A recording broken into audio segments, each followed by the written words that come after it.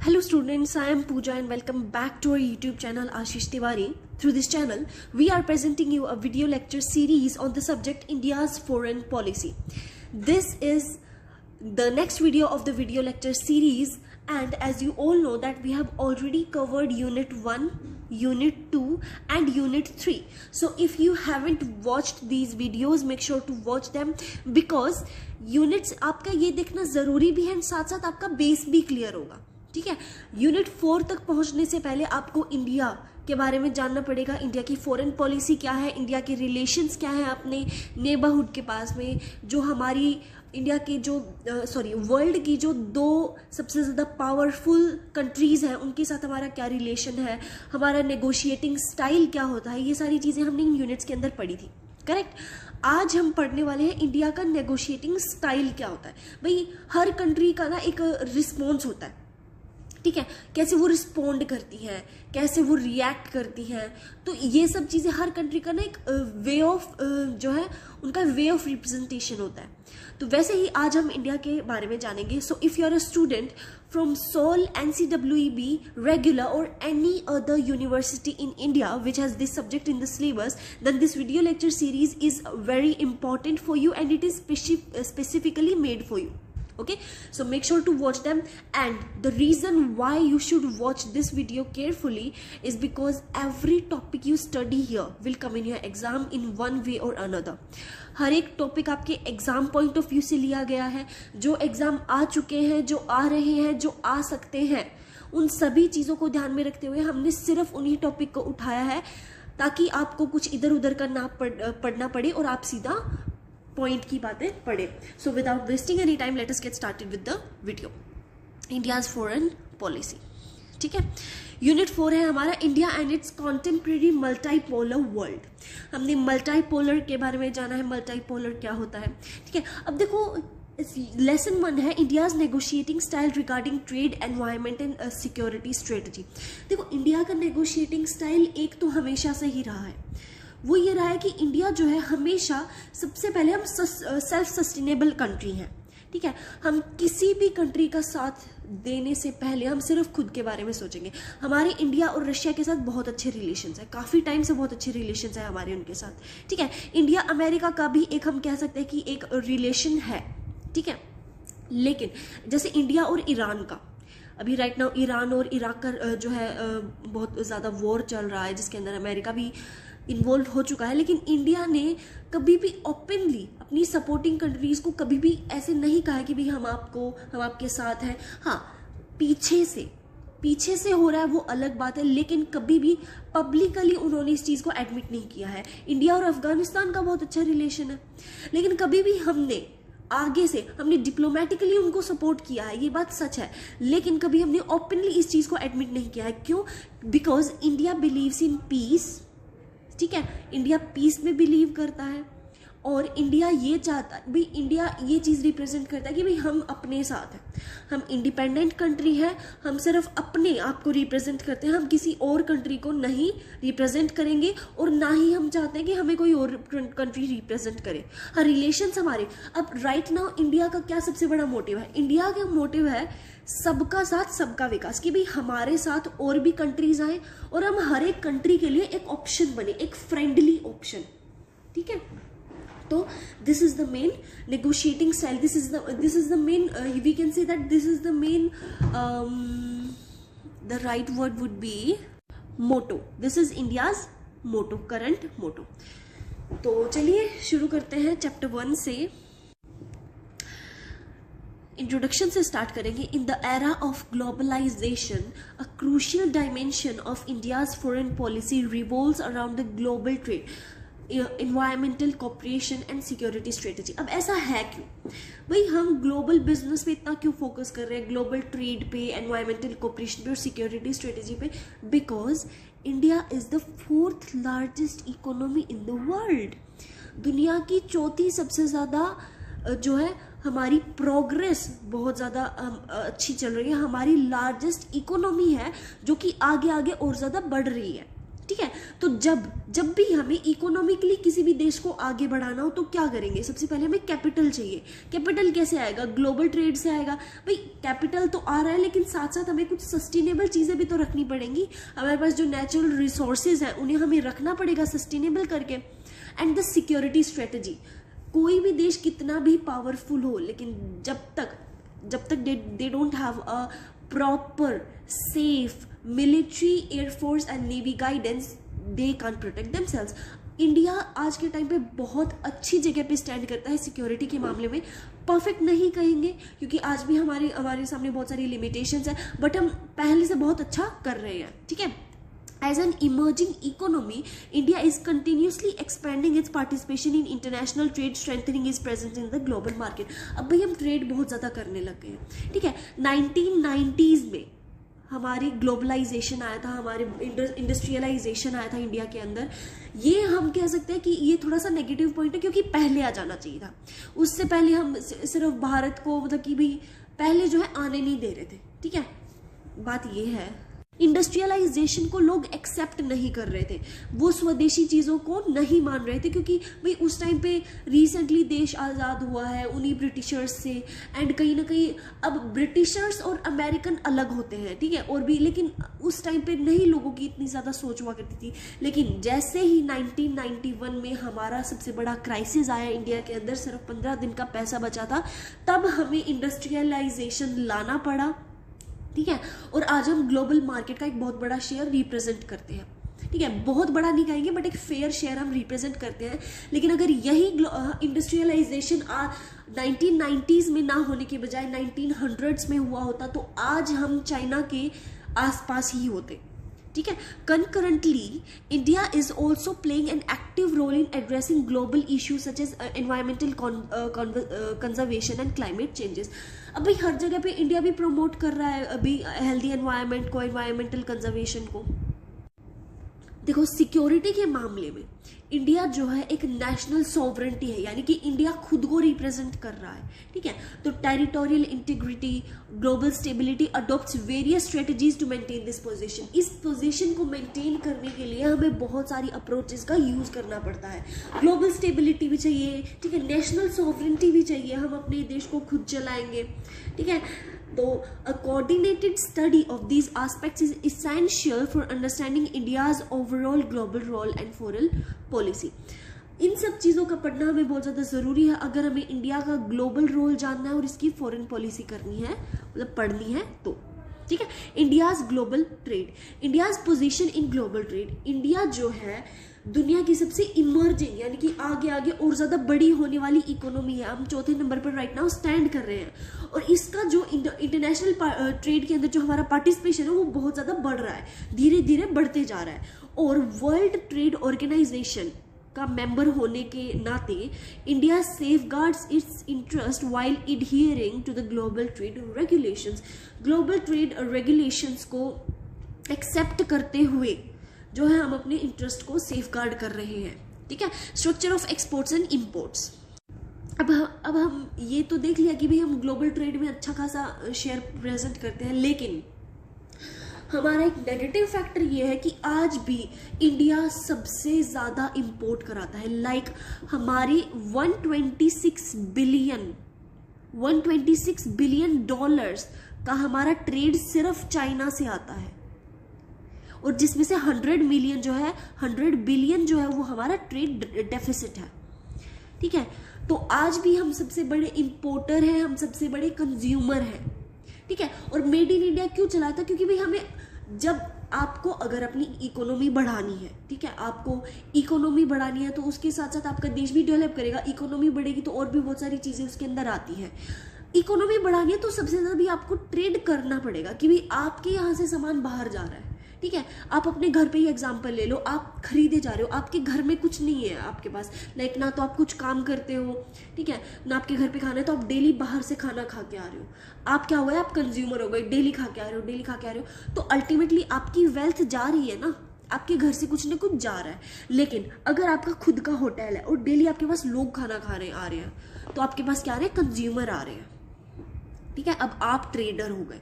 तो बिल्कुल वैसे ही आज भी इंडिया बहुत ज़्यादा कंज्यूमरिज्म हमारे यहाँ पे है, जो कि एक बहुत बड़ा नेगेटिव फैक्टर है, लेकिन ये चीज़ हमारे कंट्रोल में भी नहीं है, ठीक है। जैसे तेल है, अब तेल इंडिया में नहीं है तो हमें एक्सपोर्ट करवाना पड़ता है, लेकिन कुछ चीज़ें हैं जो हम आज भी जो है कंट्रोल कर सकते हैं, तो हमें उस चीज़ पर ध्यान देना चाहिए। अब ये देखते हैं भाई इंडिया एक्सपोर्ट क्या करता है, क्योंकि इम्पोर्ट तो हम पता नहीं कितनी सारी चीज़ें कराते हैं, एक्सपोर्ट हम सबसे पहले करते हैं टेक्सटाइल, भाई कपड़े, इंडियन ट्रेडिशनल कपड़े मतलब कि पूरी दुनिया में आज के टाइम पे बहुत ज़्यादा ट्रेंडिंग कर रहे हैं, ठीक है, उनका बहुत ज़्यादा वैल्यू है। और हमारी फार्मास्यूटिकल्स, कोविड-19 के बाद हमारी फार्मास्यूटिकल इंडस्ट्रीज़ ने पहली बार पूरे वर्ल्ड के अंदर एक बहुत अच्छा एंटर किया उन्होंने, ठीक है। तो कोविड-19 के बाद हमारी फार्मास्यूटिकल इंडस्ट्रीज़ भी काफ़ी ज़्यादा पॉपुलर हो गई।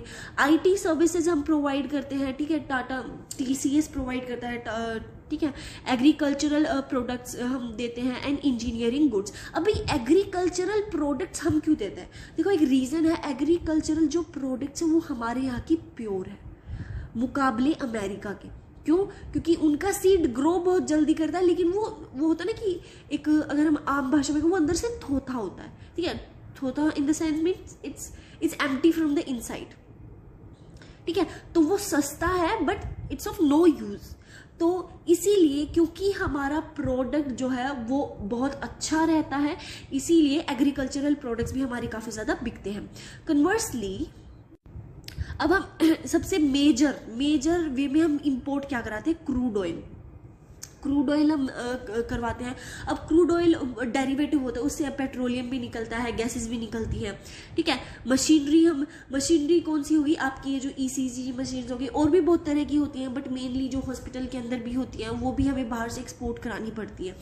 इलेक्ट्रॉनिक्स हम बहुत ज़्यादा बाहर की यूज़ करते हैं। गोल्ड, कैन यू इमेजिन हमारी इंडिया के पास 1990s में, 1900s में, मतलब कि भाई कब से हमारे पास हमारी एक गोल्ड रिच कंट्री थी, एंड कुछ तो अंग्रेज लूट गए, कुछ अब क्योंकि हमारी इकोनॉमी इतनी डाउन जा रही थी, तो इंडिया के अंदर जितना भी लगभग जो मेजर हमारा सोना था वो हमें गिरवी रखना पड़ा, ठीक है, तभी हमारी इकोनॉमी सेव हुई थी। तो अब हम इसे एक नेगेटिव फैक्टर नहीं कह सकते, क्योंकि अल्टीमेटली आपके घर में भी सोना इतना क्यों बचा के रखा जाता है, जब भी आपके घर में हो कुछ ऐसा, कुछ प्रॉब्लम हो जाए, तो ऐसे एक रहता है ऑप्शन कि हाँ भाई कम से कम सोना तो है, ठीक है, अगर कुछ ज़्यादा दिक्कत हुई तो सोना बेच देंगे।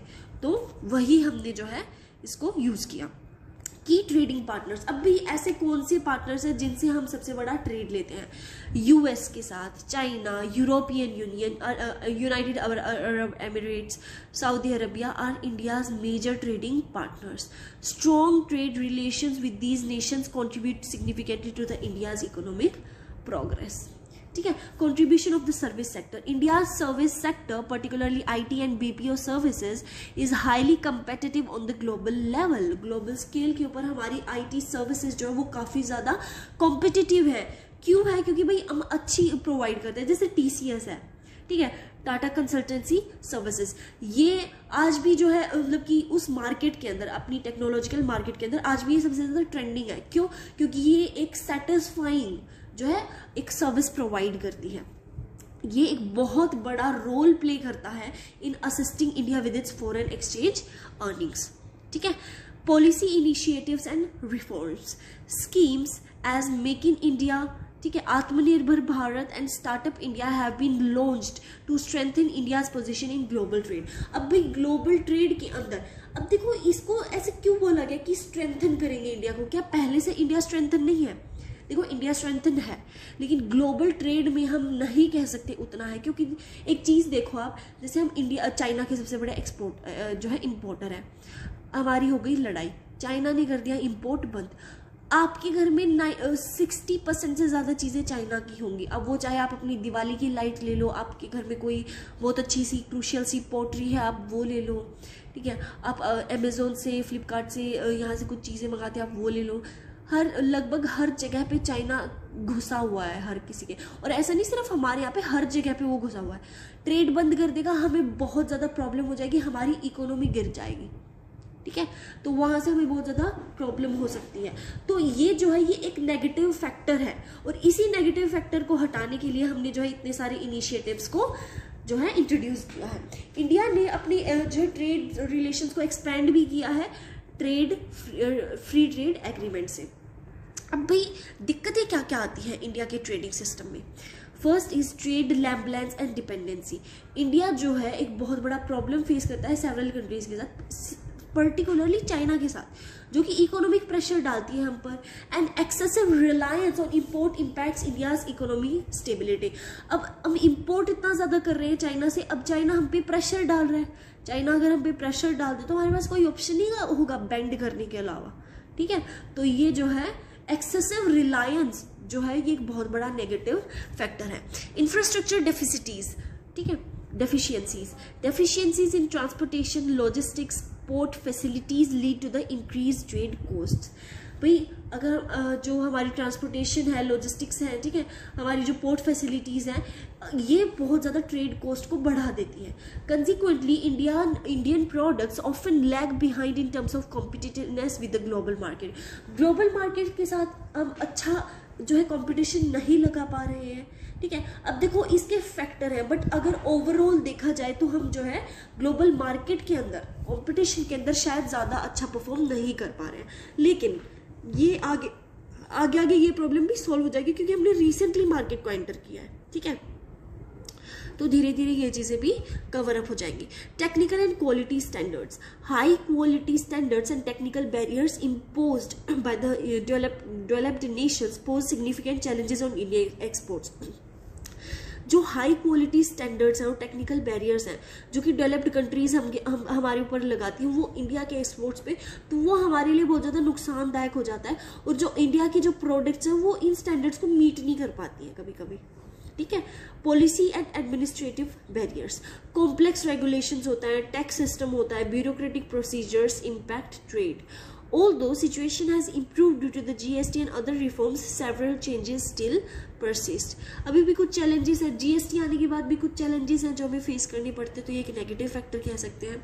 Global competition from China, Vietnam and other developing nations poses a significant challenge for India।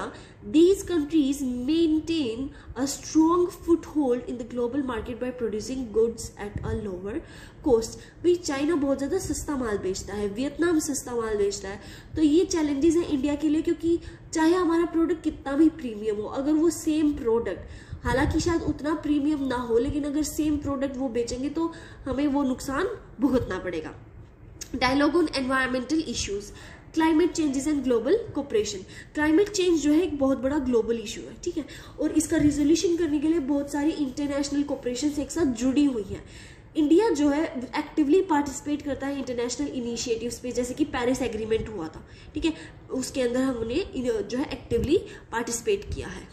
अब भाई कुछ बच्चे पूछेंगे पेरिस एग्रीमेंट होता क्या है, तो देखो एक ऐसा एग्रीमेंट है जहाँ पर लगभग सभी कंट्रीज ने मिलके एक दूसरे को वादा किया कि हम जो है ग्लोबल वार्मिंग कम करेंगे, ठीक है। इंडिया का पर्सपेक्टिव क्या है, इंडिया जो है अपहोल्ड करती है the principle of common but differentiated responsibility, CBDR, जिसका मतलब है कि जो डेवलप्ड नेशन है उनकी ज़्यादा बड़ी रिस्पॉन्सिबिलिटी है।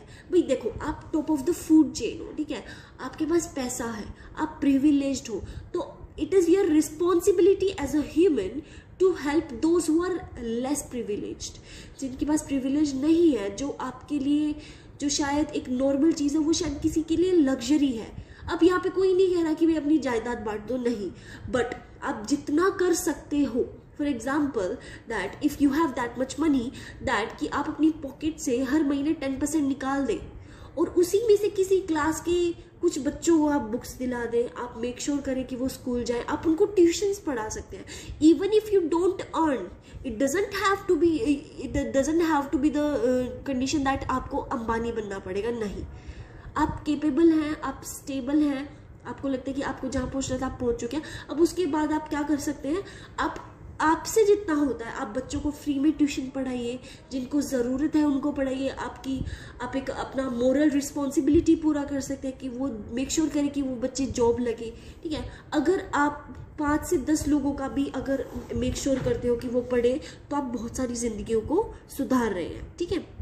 तो वैसे ही इंडिया कहता है कि भी जो डेवलप्ड कंट्रीज़ है ना, उनका एक मतलब कि एक इंसानियत के नाते उनका उनको करना चाहिए अपनी से डेवलपिंग कंट्रीज़ के लिए या फिर अंडर डेवलप्ड कंट्रीज़ के लिए। इंडिया जो है एम्फेसाइज करती है कि भाई हमें बैलेंस बना के रखना होगा, ठीक है, इकोनॉमिक डेवलपमेंट में और एनवायरमेंटल कंजर्वेशन के अंदर।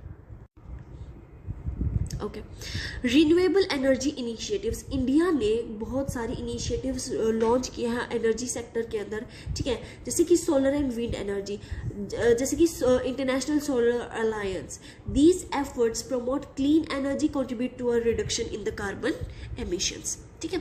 Role in international forums, India जो है एक्टिवली पार्टिसिपेट करता है in addressing environmental issues at various global platforms including G20, COP summits and other international forums. It advocates for the interest of the developing nations. अभी ये सभी developing Nations को represent करता है और अपने अपने पॉइंट ऑफ व्यू को शेयर करता है। जितने भी ग्लोबल समिट होते हैं, अभी आप G20 ले लो, आप COP ले लो, ठीक है। अब सिक्योरिटी स्ट्रेटेजी क्या है, ये जो कॉन्सेप्ट है, this is the concept of national security. India का सिक्योरिटी स्ट्रेटजी का भाई एक ऑब्जेक्टिव है कि हम अपनी सॉवरेनिटी को सबसे पहले सेफगार्ड करें। भाई हमारे देश को हम ही चलाएंगे, किसी और को कोई हक नहीं है। टेरिटोरियल इंटेग्रिटी को, ठीक है, एंड इंटरनल स्टेबिलिटी को। This entails the cooperation coordination of military, diplomatic and economic measures, ठीक है। Modernisation of defence capabilities, India जो है अपनी आर्म्ड फोर्सेस को एक जो है मॉडर्न टेक्नोलॉजी दे रही है, ठीक है, मॉडर्न टेक्नोलॉजी दे रहे हैं, हम वेपन्स दे रहे हैं, उनको ट्रेनिंग दे रहे हैं। तो indigenous defence production is actively being promoted, notably under the make in India initiative. भाई अगर आपको आज के ज़माने में लड़ना है तो आप तोप से नहीं लड़ सकते, आपको नई नई टेक्नोलॉजी चाहिए होगी दुश्मन को हराने के लिए, ठीक है। तो जैसे अभी इमरजेंसी के अंदर हमें बहुत सारे जो वेपन्स हैं हमें इंपोर्ट करवाने पड़े थे, अगर हम उसी चीज़ के लिए पहले से तैयार होते तो ज़्यादा अच्छा रहता। Border security surveillance, India is focusing on enhancing surveillance along the borders. भी इंडिया कर रही है कि हमें बॉर्डर्स पे सख्त होना पड़ेगा, क्योंकि टेररिस्ट कहीं से घुस जा रहे हैं, कहीं से कोई घुसपैठिया आ रहा है, कहीं से इलीगल इमिग्रेंट्स आ रहे हैं, तो हमें हमारे बॉर्डर्स को सिक्योर करना पड़ेगा। Strengthening border infrastructure, roads, bridges, communication facilities are being developed in the border regions. Counter terrorism strategy, India employs strict security measures and relies on international cooperation and combat terrorism. भाई terrorism को combat करने के लिए हमने अपनी international cooperation को भी किया है, जैसे एक क्वाड हमने बनाया है और कुछ स्ट्रिक्ट मेजर्स हमने लिए हैं ताकि हम टेररिज्म को रोक सकें। Its intelligence apparatus has been strengthened and modern technology is being utilized. Maritime security and Indo-Pacific strategy. India is reinforcing its presence in the Indian Ocean region and prioritizing maritime security. भाई हम अपनी maritime security को prioritize कर रहे हैं. Cooperation is being enhanced through forums such as Quad. Conclusion पर चलते हैं। इंडिया का जो ग्लोबल ट्रेड है, environmental cooperation and security strategy constitute the pivotal pillars of its foreign policy, shaping the nation's holistic development and global standing. आज के in trade के real में इंडिया ने बहुत ज़्यादा रिमार्केबल प्रोग्रेस को अचीव किया है, लेकिन एग्जिस्टिंग जो हर्डल्स है पहले हमें उनको ख़त्म करना चाहिए कॉम्पिटिटिव कैपेबिलिटीज़ के लिए, ठीक है। In the environmental sphere India is advancing towards global leadership bye adopting a balance and responsible approach. In the domain of security India is confronting both the internal and the external challenges while simultaneously strengthening his operational capabilities. भाई हम अपने अंदर के और बाहर के challenges को तो फेस कर ही रहे हैं, लेकिन हम साथ साथ अपनी डेवलपमेंट भी नहीं रोक रहे हैं, ठीक है। Thus a balanced, coordinated and forward-looking policy, India will emerge as a powerful, responsible nation on the global stage. और यहीं पर हमारा चैप्टर 1 ख़त्म होता है। आई होप आपको सब कुछ अच्छे से समझ आया होगा। If you have any sort of doubt make sure to mention it in the comment section because we will reply to every one of your comments. So that's it for today's video, and for more such videos you can subscribe our channel because many more videos are coming your way, many informative videos are coming your way. So and maybe we will cover all your subjects, so you never know. So make sure to subscribe the channel, and that's it for today, and all the best students for your